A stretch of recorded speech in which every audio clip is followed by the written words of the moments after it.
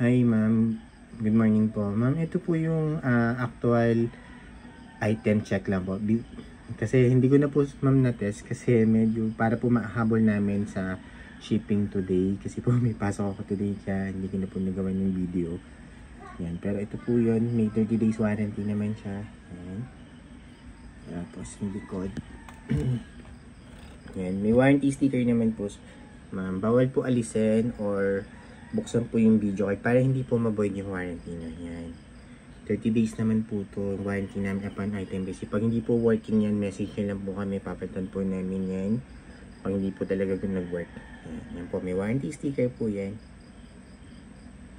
Yan. Ito po yung sticker na to. I don't know kung mapapansin nyo. MSI official warranty sticker po yan. It means never pa po yan na open, na repair, na palitan ng thermal paste. Fresh na fresh pa rin po siya. Yan. Official warranty po yan ng MSI. May nakasulat po dyan ng MSI. Tapos ito yung serial number niya. Nakabaliktad. Baliktad namin. Serial number 1. Dalawa kasi serial ng MSI yan. Serial number 2. Yan po. Ma'am Rodina Esperidion. Sana tama yung pagkakapronounce. Yan po. Ito po yung ano yan.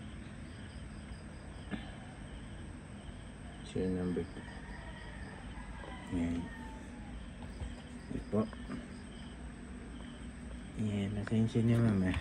Hindi po niya na ano na lang po namin. Check na lang.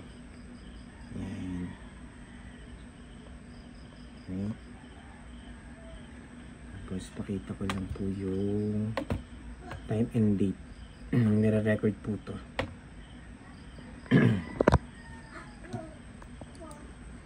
Yan.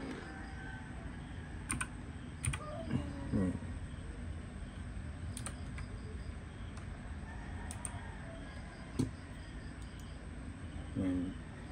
Para alam ko real time kung anong oras po namin and date binidyo test po, binidyo check. Yan.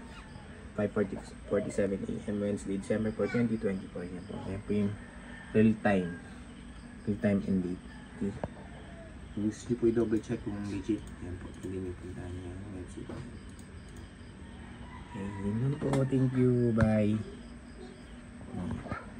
Sobrang laki at sobrang ganda. 8-pin power connector po pala to.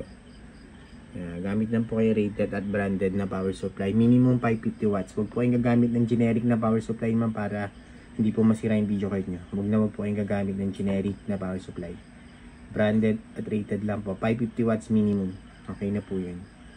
Yung mga brands po like MSI, Corsair, Asus, Sonic, Thermaltake, ayan, Gigabyte, yan po. Basta wag lang po yung mga generic na power supply. Yung generic na 700 watts na power supply. Iwas po tayo dyan. Okay?